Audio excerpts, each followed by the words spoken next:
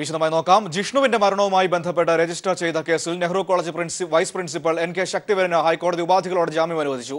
കോളേജിൽ പ്രവേശിക്കുകയോ ദൈനംദിന കാര്യങ്ങളിൽ ഇടപെടുകയോ ചെയ്യരുത്, 50,000 രൂപ കെട്ടിവയ്ക്കണം എന്നീ ഉപാധികളോടെയാണ് ജാമ്യം. ശക്തിവേൽ കഴിഞ്ഞ ദിവസം സമർപ്പിച്ച മുൻകൂർ ജാമ്യാപേക്ഷ പരിഗണിച്ചാണ് കോടതി ഇടക്കാല ജാമ്യം അനുവദിച്ചത്. ഉപാധികളോടെയാണ് ജാമ്യം. കോളേജിൽ പ്രവേശിക്കരുത്, കോളേജിന്റെ ദൈനംദിന കാര്യങ്ങളിൽ ഇടപെടരുത്, ജാമ്യത്തുകയായ 50,000 രൂപ കെട്ടിവെക്കണം എന്നിവയാണ് ജാമ്യവ്യവസ്ഥകൾ. ശക്തിവേലിനെതിരെ ആത്മഹത്യാ പ്രേരണാകുറ്റം നിലനിൽക്കില്ലെന്ന സംശയവും വാദത്തിനിടെ കോടതി പ്രകടിപ്പിച്ചു. ഇടക്കാല ജാമ്യ ഹർജി ഹൈക്കോടതിയുടെ പരിഗണനയിലിരിക്കെ ശക്തിവേലിനെ അറസ്റ്റ് ചെയ്ത അന്വേഷണ ഉദ്യോഗസ്ഥന്റെ നടപടിയിൽ ജസ്റ്റിസ് എബ്രഹാം മാത്യു അതൃപ്തി പ്രകടിപ്പിച്ചു. കോയമ്പത്തൂരിൽ നിന്നും കഴിഞ്ഞ ദിവസമാണ് Nehru college vice principal NK ശക്തിവേലിനെ പോലീസ് അറസ്റ്റ് ചെയ്തത്. കേസിലെ 4ഉം 5ഉം പ്രതികളായ പ്രവീൺ, ഡിബിൻ എന്നിവരുടെ മുൻകൂർ ജാമ്യ ഹർജി വിധി പറയുന്നതിന് നാളത്തേക്ക് മാറ്റി. ജാമ്യ ഹർജിയിൽ തീർപ്പാക്കുന്നതുവരെ ഇരുവരെയും അറസ്റ്റ് ചെയ്യരുതെന്നും കോടതി നിർദ്ദേശിച്ചിട്ടുണ്ട്. News bureau, Kochi. DGP ഓഫീസിന് മുന്നിൽ നടന്ന സംഭവത്തിൽ മഹിജയുടെ പരാതിയിൽ സർക്കാർ ഉന്നതതല അന്വേഷണം പ്രഖ്യാപിച്ചു. ക്രൈംബ്രാഞ്ച് ADGP ആണ് അന്വേഷണ ചുമതല. മഹിജയുടെ സമരവുമായി ബന്ധപ്പെട്ട് പിന്നീട് പ്രതികരിക്കാമെന്ന് മുഖ്യമന്ത്രിയും പറഞ്ഞു. അതേസമയം മഹിജ 2 ദിവസം കൂടി ആശുപത്രിയിൽ തുടരും. DGP ഓഫീസിന് മുന്നിൽ നടന്ന സംഭവങ്ങളെക്കുറിച്ച് അന്വേഷിക്കാൻ സർക്കാർ ഉന്നതതല അന്വേഷണമാണ് പ്രഖ്യാപിച്ചിരിക്കുന്നത്. ക്രൈംബ്രാഞ്ച് മേധാവി നിതിൻ അഗർവാളിന്റെ നേതൃത്വത്തിലുള്ള സംഘമാണ് കേസന്വേഷണം നടത്തുക. ഇന്നലെ മഹിജയുമായി ഫോണിൽ സംസാരിച്ച മുഖ്യമന്ത്രി ഉണ്ടായ സംഭവങ്ങളിൽ വിശദമായ അന്വേഷണം നടത്തുമെന്ന് ഉറപ്പു നൽകിയിരുന്നു. സമരത്തെപ്പറ്റി പിന്നീട് പ്രതികരിക്കാമെന്ന് മുഖ്യമന്ത്രി വാർത്താമാധ്യമങ്ങളോട് പറഞ്ഞു. ആശുപത്രിയിൽ കഴിയുന്ന മഹിജയെ KK ശൈല ടീച്ചർ, CPIM നേതാക്കളായ MA baby, MV Govinda master, മുൻ മുഖ്യമന്ത്രി ഉമ്മൻചാണ്ടി, CPI സംസ്ഥാന സെക്രട്ടറി കാനം രാജേന്ദ്രൻ എന്നിവർ സന്ദർശിച്ചു. DGP ഓഫീസിന് മുന്നിലെ സമരത്തിൽ പങ്കെടുത്തതിന് ഷാജഹാൻ അടക്കമുള്ളവരെ അറസ്റ്റ് ചെയ്ത പോലീസ് നടപടിയെക്കുറിച്ച് ചോദിച്ചപ്പോൾ CPI സംസ്ഥാന സെക്രട്ടറി കാനം ഇങ്ങനെ പ്രതികരിച്ചു. ക്രമസമാധാനത്തിൻ്റെ ഭാഗമായിട്ട് അറസ്റ്റ് ചെയ്യേണ്ടതും ജയിലിലടയ്ക്കേണ്ടതും കോടതിയിൽ പോകേണ്ടതും ഒന്നും ഇല്ല എന്നൊരു രാഷ്ട്രീയ പാർട്ടിക്ക് എങ്ങനെയാണ് ഭരണഘടനയ്ക്ക് വിധേയമായി പ്രവർത്തിക്കുമ്പോൾ പറയാൻ പറ്റുക? അല്ല, അതിനല്ലേ ഒരാളിനെ ജയിലിലടയ്ക്കുക എന്ന് പറഞ്ഞാൽ പല കാര്യങ്ങൾക്കല്ലേ. ആരെയും ജയിലിലടയ്ക്കാൻ പാടില്ല എന്ന് ഏതെങ്കിലും ഒരു രാഷ്ട്രീയ പാർട്ടിക്ക് പറയാൻ പറ്റുമോ? 5 ദിവസത്തെ നിരാഹാരവും 3 മാസത്തിലേറെയായി ഖരരൂപത്തിലുള്ള ആഹാരം കഴിക്കാത്തതും മഹിജയുടെ ആരോഗ്യനില വഷളാക്കിയതായിട്ടാണ് മെഡിക്കൽ സംഘത്തിന്റെ വിലയിരുത്തൽ. ഡോക്ടർമാരുൾപ്പെട്ട മെഡിക്കൽ ബോർഡിന്റെ പ്രത്യേക യോഗം ചേർന്നാണ് മഹിജയുടെ ആരോഗ്യനില വിലയിരുത്തിയത്. കുറഞ്ഞത് 2 ദിവസം കൂടി മഹിജയ്ക്ക് ICUവിൽ തുടരേണ്ടി വരുമെന്നതാണ് പൊതുവിലയിരുത്തൽ. അതിനിടെ ഷാജഹാനെ കസ്റ്റഡിയിൽ വേണമെന്ന മുൻ നിലപാടിൽ പോലീസ് അയവ് വരുത്തി. അപേക്ഷ നൽകിയെങ്കിലും ഇക്കാര്യത്തിൽ കടുംപിടുത്തം വേണ്ടെന്നാണ് പോലീസ് തീരുമാനിച്ചിരിക്കുന്നത്. News bureau, Thiruvananthapuram. Vellappally engineering കോളേജിലെ ആത്മഹത്യാ ശ്രമത്തിലെ വിദ്യാർത്ഥി സംഘടനകൾ കോളേജിലേക്ക് മാർച്ച് നടത്തി. മാർച്ച് സംഘർഷത്തിൽ കലാശിച്ചു. അതേസമയം ആത്മഹത്യാ ശ്രമക്കേസ് അന്വേഷണത്തിൽ വീഴ്ച വരുത്തിയ വള്ളികുന്നം സ്റ്റേഷനിലെ 2 പോലീസുകാർക്കെതിരെ നടപടിയെടുത്തു. ASIയെ സസ്പെൻഡ് ചെയ്യുകയും സിവിൽ പോലീസ് ഓഫീസറെ സ്ഥലം മാറ്റുകയും ചെയ്തു. രാവിലെ 11ഓടെ കോളേജിന് മുന്നിലേക്ക് മാർച്ച് നടത്തിയ ഡിവൈഎഫ്ഐ പ്രവർത്തകർക്ക് നേരെയാണ് പോലീസ് ലാത്തി വീശിയത്. ശക്തമായ പോലീസ് കാവലുണ്ടായിട്ടും ബാരിക്കേഡുകൾ തകർത്ത് പ്രവർത്തകർ ക്യാമ്പസിനുള്ളിൽ പ്രവേശിച്ചു. എന്നാൽ കോളേജ് ക്യാമ്പസിൽ നിന്നും കല്ലേറുണ്ടായെന്നും കോളേജ് അവധിയായിരുന്നെങ്കിലും കല്ലെറിയാൻ മാനേജ്മെന്റ് ഗുണ്ടകളെ ക്യാമ്പസിനുള്ളിൽ നിയോഗിച്ചിരുന്നെന്നും ആക്ഷേപമുയരുകയാണ്. പോലീസുകാരടക്കം 10 പേർക്കാണ് പരിക്കേറ്റത്. അതേസമയം വെള്ളാപ്പള്ളിയുടെ പേരിലുള്ള കോളേജിലേക്ക് പ്രതിഷേധ മാർച്ച് നടത്താൻ ABVP എത്തിയത് ശ്രദ്ധേയമായി. നേരത്തെ KSU, MSF സംഘടനകൾ കോളേജിന് മുന്നിൽ സമരം നടത്തിയിരുന്നു. എന്നാൽ BJPയുടെ ഘടകകക്ഷിയായ BDJSന്റെ പ്രധാന നേതാവ് സുഭാഷ് വാസു നടത്തുന്ന കോളേജിലേക്ക് ABVP നടത്തിയ മാർച്ച് വിവാദമാവുകയാണ്. മാനേജ്മെന്റിന്റെ കടുത്ത പീഡനം മൂലം കോളേജിലെ 2ാം വർഷ വിദ്യാർത്ഥി കൈഞ്ഞരമ്പ് മുറിച്ച് കഴിഞ്ഞ ദിവസം ആത്മഹത്യയ്ക്ക് ശ്രമിച്ചിരുന്നു. ഇതിൽ പ്രതിഷേധിച്ചാണ് ഡിവൈഎഫ്ഐയുടെ നേതൃത്വത്തിൽ മാർച്ച് നടന്നത്. സംഭവവുമായി ബന്ധപ്പെട്ട് college manager Subhash Vasu, principal എന്നിവർക്കെതിരെ കഴിഞ്ഞ ദിവസം പോലീസ് കേസ് രജിസ്റ്റർ ചെയ്തിരുന്നു. News bureau, Alappuzha. മന്ത്രി EP ജയരാജനെതിരായ ബന്ധു നിയമന കേസിൽ എല്ലാ തുടർ നടപടികളും നിർത്തിവെക്കാൻ ഹൈക്കോടതി ഉത്തരവിട്ടു. അന്വേഷണ സാധ്യത ഇല്ലെങ്കിൽ കേസ് എഴുതിത്തള്ളാൻ കോടതി വിജിലൻസിന് അനുമതി നൽകി. കേസ് തുടരണമോ എന്ന് വിജിലൻസിന് തീരുമാനിക്കാമെന്നും കോടതി പറഞ്ഞു. KSI ലിമിറ്റഡ് MD നിയമനവുമായി ബന്ധപ്പെട്ട കേസിൽ EP ജയരാജൻ സമർപ്പിച്ച ഹർജിയിലാണ് ഹൈക്കോടതി ഉത്തരവ്. FIR റദ്ദാക്കണമെന്നാവശ്യപ്പെട്ടാണ് EP ജയരാജൻ ഹൈക്കോടതിയെ സമീപിച്ചിരുന്നത്. ക്രിമിനൽ കുറ്റം നിലനിൽക്കില്ലെന്നും താൻ സാമ്പത്തിക നേട്ടം ഉണ്ടാക്കിയില്ലെന്നും ജയരാജൻ ഹർജിയിൽ ചൂണ്ടിക്കാട്ടിയിരുന്നു. ഹർജി പരിഗണിച്ച കോടതി വിജിലൻസ് നടത്തുന്ന തുടരന്വേഷണം സ്റ്റേ ചെയ്തു. അന്വേഷണത്തിന് സാധ്യതയില്ലെങ്കിൽ കേസ് എഴുതിത്തള്ളാൻ ഹൈക്കോടതി വിജിലൻസിന് അനുമതി നൽകുകയും ചെയ്തു. മുൻപ് ഇതേ ആവശ്യമുന്നയിച്ച് സുധീർ നമ്പ്യാർ ഹൈക്കോടതിയെ സമീപിച്ചിരുന്നു. സുധീർ നമ്പ്യാരുടെ ഹർജിയിൽ അന്വേഷണം സ്റ്റേ ചെയ്തിരിക്കുകയാണ്. ഈ സ്റ്റേ കേസ് എഴുതിത്തള്ളുന്നതിന് വിജിലൻസിന് തടസ്സമല്ലെന്നും EP ജയരാജന്റെ ഹർജി പരിഗണിക്കവേ ഹൈക്കോടതി വാക്കാൽ പരാമർശിച്ചു. News bureau, Kochi. പുറ്റിങ്ങൽ വെടിക്കെട്ട് അപകടത്തിന്റെ ഉത്തരവാദിത്വം വ്യക്തമാക്കി ടി പി സെൻകുമാറിനെ DGP സ്ഥാനത്ത് നിന്ന് മാറ്റിയതിൽ എന്ത് തെറ്റെന്ന് സുപ്രീം കോടതി. പൊതുജനങ്ങൾക്ക് എതിർപ്പുണ്ടായെങ്കിൽ DGPയെ മാറ്റാവുന്നതാണെന്നും കോടതി. കേസിൽ നാളെയും വാദം തുടരും.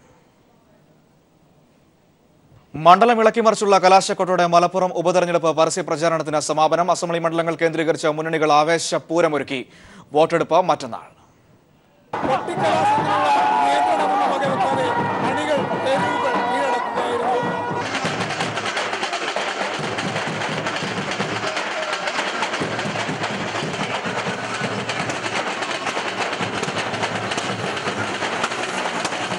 ഏഴ് അസംബ്ലി മണ്ഡലങ്ങൾ കേന്ദ്രീകരിച്ചും പ്രധാന ടൗണുകളിലും ആവേശം അണപൊട്ടി.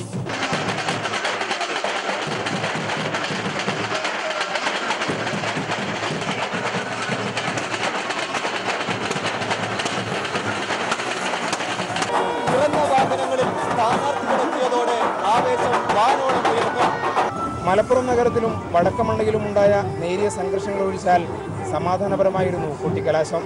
ഒരു മാസത്തോളം നീണ്ടുനിന്ന പരസ്യ പ്രചാരണത്തിന് പരിസമാപ്തിയായി. ഇനി നിശബ്ദ പ്രചാരണത്തിന്റെ മണിക്കൂറുകൾ. മലപ്പുറത്ത് നിന്നും PV കുട്ടൻ. മലപ്പുറം ഉപതെരഞ്ഞെടുപ്പ് പരസ്യ പ്രചാരണത്തിന് സമാപനമായി. ഇനി നിശബ്ദ പ്രചരണത്തിന്റെ മണിക്കൂറുകളാണ്. സ്വാലിഹ് നൽകും വിശദാംശങ്ങൾ. സ്വാലി, ആവേശത്തോടെ കൊട്ടിക്കലാശം കഴിഞ്ഞു. ഇനി ഒരു ദിനം മാത്രമാണ് മലപ്പുറം പോളിംഗ് ബൂത്തിലേക്ക് പോകാനുള്ളത്. ഇനി നിശബ്ദ പ്രചരണത്തിന്റെ മണിക്കൂറുകളാണ്. അവസാനവട്ട തന്ത്രങ്ങൾ ഒരുക്കുന്ന തയ്യാറെടുപ്പിലാണോ മുന്നണികൾ?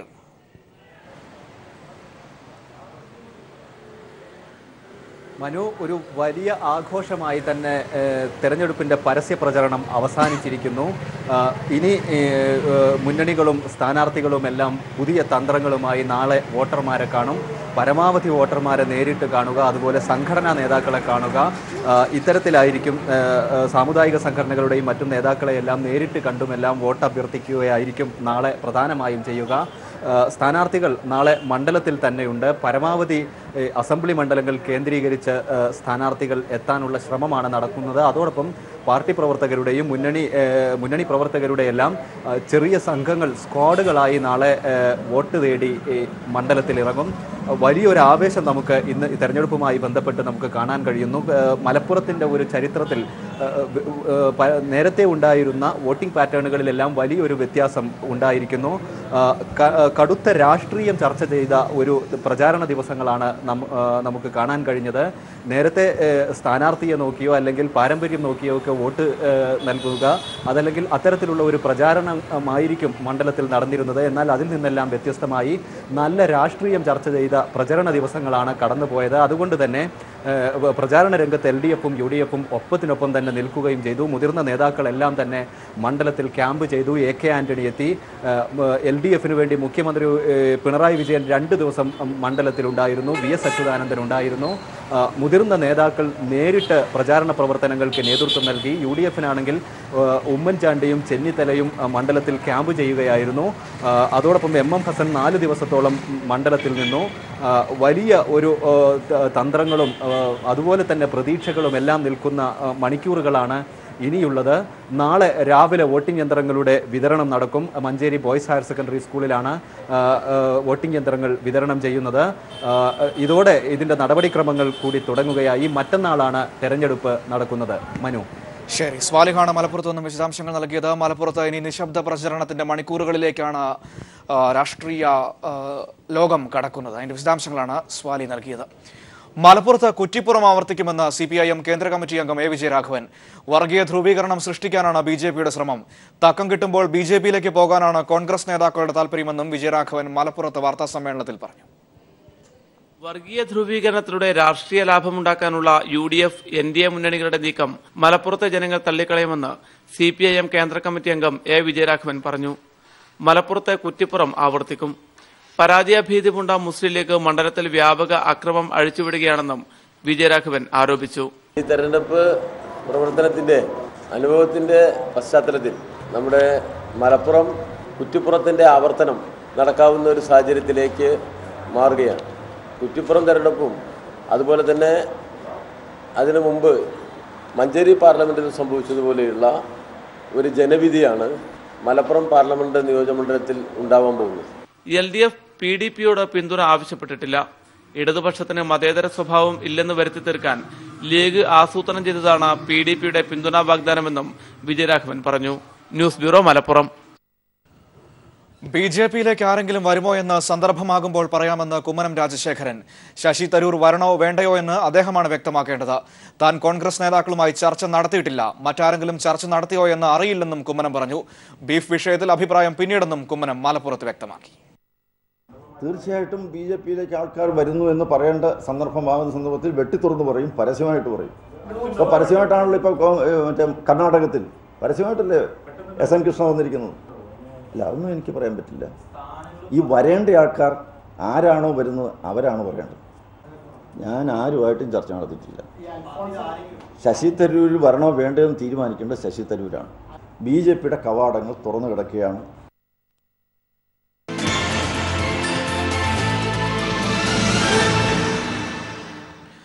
ലീഗിന്റെയും UDFന്റെയും ജീർണതയോടെ ജീവിക്കുന്ന തെളിവാണ് ഐസ്ക്രീം കേസെന്ന് VS. ഇക്കാര്യത്തിൽ കുഞ്ഞാലിക്കുട്ടി മറുപടി പറയണമെന്നും VS പറഞ്ഞു. മോദിക്കെതിരെ മൂളാനെങ്കിലും ആന്റണി തയ്യാറാവണമെന്നും VS ആവശ്യപ്പെട്ടു. മലപ്പുറം വേങ്ങരയിൽ നടന്ന LDF റാലി VS ഉദ്ഘാടനം ചെയ്തു. VS അച്യുതാനന്ദന് മറുപടി പറയുന്നില്ല എന്നാണ്. എന്തേ കുഞ്ഞാലിക്കുട്ടി മറുപടി പറയാൻ കഴിയുന്നില്ല? അത് തന്നെയാണ് എന്റെ ചോദ്യം. ലീഗിനെയും UDFനെയും കടന്നാക്രമിച്ചായിരുന്നു വേങ്ങരയിൽ VSന്റെ പ്രസംഗം. മതന്യൂനപക്ഷ ഹിംസയാണ് RSS നടത്തുന്നതെന്നും VS പറഞ്ഞു. മലപ്പുറത്തെ ബീഫ് വിതരണത്തിന് കുമ്മനത്തെ ഉദ്ഘാടകനാക്കണമെന്നായിരുന്നു VSന്റെ പരിഹാസം. AK ആന്റണിക്ക് മറുപടി പറയാനും VS മറന്നില്ല. VS അച്യുതാനന്ദൻ കഴിഞ്ഞ 80 കൊല്ലമായി പലതും ചെയ്യുന്നുണ്ട്. അതിന്റെ നേട്ടങ്ങൾ ഈ നാട്ടിലെ ജനങ്ങൾ അനുഭവിക്കുന്നുമുണ്ട്. അതുകൊണ്ട് അച്യുതാനന്ദനെ വെറുതെ വിട്ടേക്ക്. ആ മോഡിയുടെ പേർ പറഞ്ഞ് ഒന്നുറക്കെ മൂളുകയെങ്കിലും ചെയ്യ. A. വിജയരാഘവൻ, മന്ത്രി MM money, AN Shamseer MLA, വിവിധ കക്ഷി നേതാക്കൾ എന്നിവരും റാലിയിൽ സംസാരിച്ചു. മലപ്പുറത്തെ LDF പ്രവർത്തകർക്ക് വലിയ ആവേശം പകർന്നാണ് 2 ദിവസത്തെ പ്രചാരണം പൂർത്തിയാക്കി VS മടങ്ങിയത്. News bureau, Malappuram.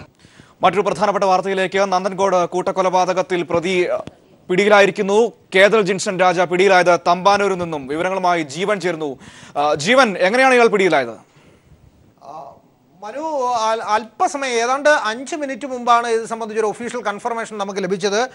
നന്ദൻകോട് കൂട്ടക്കൊലപാതക കേസിൽ പ്രതിയെന്ന് സംശയിക്കുന്ന കേതൽ ജിൻസനെ അല്പസമയങ്ങൾക്ക് മുമ്പ് തിരുവനന്തപുരം റെയിൽവേ സ്റ്റേഷനിൽ നിന്ന് RPF സംഘമാണ് പിടികൂടിയത്. ഇദ്ദേഹം തിരുവനന്തപുരത്തേക്ക് മടങ്ങി വരികയായിരുന്നു എന്നതാണ് നമുക്ക് ഇപ്പോൾ ലഭിക്കുന്ന പ്രാഥമികമായ വിവരം. പോലീസ് ഇന്നലെ മുതൽ തിരക്കിക്കൊണ്ടിരിക്കുന്ന പ്രതിയാണ് കേതൽ ജിൻസൺ. നന്ദൻകോട് കൂട്ടക്കൊലപാതകത്തിൽ നിഷ്ഠൂരമാവണ്ണം മാതാപിതാക്കളെ കൊലപ്പെടുത്തിയ കേസിൽ പ്രതിയെന്ന് സംശയിക്കുന്ന ആളാണ് കേതൽ ജിൻസൺ. ഇദ്ദേഹം അല്പസമയങ്ങൾക്ക് മുമ്പ് തിരുവനന്തപുരം തമ്പാനൂർ റെയിൽവേ സ്റ്റേഷനിൽ ഒരു ട്രെയിനിൽ വന്നിറങ്ങവേ ഇദ്ദേഹത്തിന്റെ രൂപം കണ്ട് RPF സംഘം റെയിൽവേ സ്റ്റേഷനിൽ വെച്ച് പിടികൂടുകയായിരുന്നു. തുടർന്ന് വിവരം അല്പസമയങ്ങൾക്ക് മുമ്പാണ് അന്വേഷണ ഉദ്യോഗസ്ഥർക്ക് പോലും അറിയാൻ കഴിഞ്ഞത്. ഇത് സംബന്ധിച്ച് ഒഫീഷ്യലായ ഒരു കൺഫർമേഷൻ റെയിൽവേ പോലീസ്, കേരള പോലീസിന് കൊടുത്തിട്ടില്ല. എന്നാൽ ഇങ്ങനെ ഒരു പ്രതി തമ്പാനൂരിൽ പിടിയിലായതായി സ്ഥിരീകരിച്ച വിവരം നമുക്ക് ലഭിക്കുകയും ചെയ്തിട്ടുണ്ട്. മനു, ജീവൻ, ഇതിന്റെ തുടർ നടപടികൾ ഇനി എങ്ങനെയായിരിക്കും? RPF ആണല്ലോ പിടികൂടിയത്. അപ്പോൾ സ്വാഭാവികമായും കേരള പോലീസിന് കൈമാറുന്നത് അടക്കമുള്ള കാര്യങ്ങൾ അതിനുള്ള നടപടികൾ എങ്ങനെയായിരിക്കും? അന്വേഷണ ഉദ്യോഗസ്ഥനായ cantonment assistant commissioner KE Baiju ഇപ്പോൾ തന്നെ തമ്പാനൂർ റെയിൽവേ സ്റ്റേഷനിലേക്ക് തിരിച്ചിട്ടുണ്ട്. അദ്ദേഹം ഓൺ ദ വേ ആണ്. അല്പസമയത്തിനകം അദ്ദേഹം അവിടെ എത്തും. തുടർന്ന് കേതൽ ജിൻസനെ കസ്റ്റഡിയിലെടുക്കുക എന്ന പ്രോസസ്സാണ് പിന്നെ ബാക്കിയുള്ളത്. പോലീസ് അവിടെ എത്തിയാൽ ഉടൻ തന്നെ കേതൽ ജിൻസനെ പിടികൂടി പോലീസിന് ഹാൻഡ് ഓവർ ചെയ്യേണ്ട ചില സാങ്കേതികമായ നടപടിക്രമങ്ങൾ മാത്രമാണ് ഉണ്ടാവുക. RPF ആണ് പിടിച്ചത് എന്നതുകൊണ്ട് തന്നെ അവരുടെ ജൂറിസ്ഡിക്ഷൻ ആയതിനാൽ ഒരുപക്ഷെ RPFന്റെ സ്റ്റേഷനിലേക്ക് ആദ്യം കൊണ്ടുപോയി അറസ്റ്റ് രേഖപ്പെടുത്തിയ ശേഷം പിന്നീട് ഹാൻഡ് ഓവർ ചെയ്യുകയായിരിക്കും ഉണ്ടാവുക. പക്ഷേ അത്തരം സാങ്കേതികമായ കാര്യങ്ങൾ അല്പസമയത്തിനകം മാത്രമേ നമുക്ക് വ്യക്തമാകുകയുള്ളൂ. എന്തായാലും നന്ദൻകോട് കൊലപാതക കേസിൽ വളരെ നിർണായകമായ ഒരു വഴിത്തിരിവാണ് ഈ കേസിൽ ഉണ്ടായിരിക്കുന്നത്. ഒരുപക്ഷെ ആരെയും അമ്പരപ്പിക്കും വിധം നിഷ്ഠൂരവും പൈശാചികവുമായി കൊലപാതകം നടത്തിയ ശേഷം പുറത്തേക്ക് കടക്കാനുള്ള എല്ലാ സാധ്യതയും ഉണ്ടായിരുന്നു. അദ്ദേഹം പാസ്പോർട്ട് പോലും എടുത്തുകൊണ്ടാണ് കേതൽ പുറത്തേക്ക് പോയത്. അതുകൊണ്ട് തന്നെ രാജ്യം വിട്ടു പോകാൻ കഴിയാത്ത വണ്ണം ലുക്കൌട്ട് നോട്ടീസ് പോലീസ് ഇക്കാര്യത്തിൽ പുറപ്പെടുവിച്ചിരുന്നു. അതിനാൽ അദ്ദേഹത്തിന് കേരളിന് പുറത്തേക്ക് പോകാൻ കഴിഞ്ഞിട്ടില്ല. തുടർന്ന് ട്രെയിനിലൂടെയുള്ള യാത്രയിൽ ഏതോ ഒരു സ്ഥലത്തേക്ക് പോയ ശേഷം തിരികെ എത്തുകയായിരുന്നു. ഏത് ട്രെയിനിലാണ് ഇദ്ദേഹം യാത്ര ചെയ്ത് തിരികെ എത്തിയത് എന്നതടക്കമുള്ള കാര്യങ്ങൾ അല്പസമയത്തിനകം നമുക്ക് പ്രേക്ഷകരെ എത്തിക്കാൻ കഴിയും. ഇദ്ദേഹം എവിടെയായിരുന്നു ഒളിവിൽ കഴിഞ്ഞത് എന്നതടക്കമുള്ള കാര്യങ്ങൾ ഇനിയും വ്യക്തമാകേണ്ടതുണ്ട്. മനു, ശരി, അല്പസമയത്തിനകം തന്നെ ഇയാളെ കൈമാറുമെന്ന് നമുക്ക് പ്രതീക്ഷിക്കാം. തീർച്ചയായിട്ടും ജീവനാണ് തിരുവനന്തപുരത്ത് നിന്ന് വിവരങ്ങൾ നൽകിക്കൊണ്ടിരിക്കുന്നത്. കേതൽ ജിൻസൺ രാജ പിടിയിലായിരിക്കുന്നു.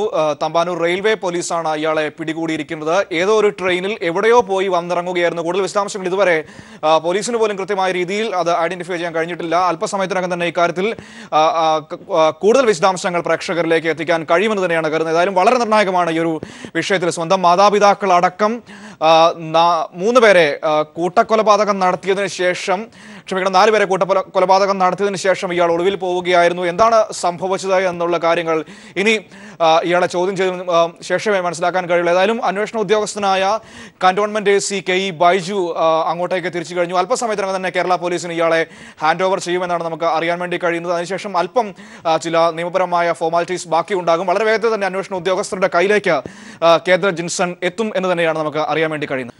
വയനാട്ടിൽ ചൂട് താങ്ങാനാവാതെ ക്ഷീരമേഖല. ആവശ്യത്തിന് ഭക്ഷണവും വെള്ളവും ലഭ്യമല്ലാത്തതും അന്തരീക്ഷ ഊഷ്മാവ് പ്രതിരോധിക്കാൻ കന്നുകാലികൾക്ക് സാധിക്കാത്തതും പാലുൽപാദനത്തെ കാര്യമായി ബാധിച്ചിരിക്കുകയാണ്. സംസ്ഥാനത്തു തന്നെ പാലുൽപാദനത്തിൽ ജില്ല 2ാം സ്ഥാനത്താണ്. കടുത്ത വേനൽ തുടരുന്നതിനിടെ പാലുൽപാദനത്തിൽ ഗണ്യമായ കുറവാണ് രേഖപ്പെടുത്തുന്നത്. ക്ഷീരസംഘങ്ങൾ ശേഖരിക്കുന്ന പാലിന്റെ അളവിൽ വലിയ കുറവുണ്ടാകുന്നു. ജില്ലയിലാകെ 55ഓളം ക്ഷീരസംഘങ്ങളാണുള്ളത്. വേനൽ കടുത്തത് തീറ്റപ്പുൽ കൃഷിയെയും പാലിന്റെ കുറവ് കർഷകരുടെ വരുമാനത്തെയും ബാധിച്ചു കഴിഞ്ഞു. 2 ഡിഗ്രി സെൽഷ്യസ് താപനില ഉയർന്നാൽ തന്നെ പാലുൽപാദനത്തിൽ 10% കുറവുണ്ടാകുമെന്ന് വിദഗ്ധർ പറയുന്നു. രാവിലെയും വൈകുന്നേരവും പാലെടുക്കുമ്പോൾ അളവിൽ വലിയ കുറവുണ്ടാകുന്നുവെന്ന് കർഷകരും പറയുന്നു. തീറ്റയ്ക്ക് ആവശ്യമായിട്ടുള്ള വൈക്കോൽ പോലും ലഭ്യമല്ലാത്ത ഒരു സാഹചര്യമാണുള്ളത്. വെള്ളവുമില്ല, കൊടുക്കാനുള്ള തീറ്റപ്പുല്ലും ഇല്ല. അങ്ങനെ സാഹചര്യത്തിൽ ഇവിടുത്തെ ക്ഷീരമേഖലയിൽ പാലുൽപാദനം വളരെയധികം കുറഞ്ഞിരുന്ന സാഹചര്യമാണെന്ന് നിലവിലുള്ളത്. ജില്ലയിൽ ഇത്തവണത്തെ ശരാശരി താപനില 33 ഡിഗ്രി സെൽഷ്യസ് ആണ്. 2011 ഇത് 27 ഡിഗ്രി സെൽഷ്യസ് മാത്രമായിരുന്നു. മഴക്കാലം എത്തും വരെ കടുത്ത പ്രതിസന്ധിയായിരിക്കും വയനാട്ടിൽ ക്ഷീരമേഖല നേരിടുക. News bureau, Wayanad.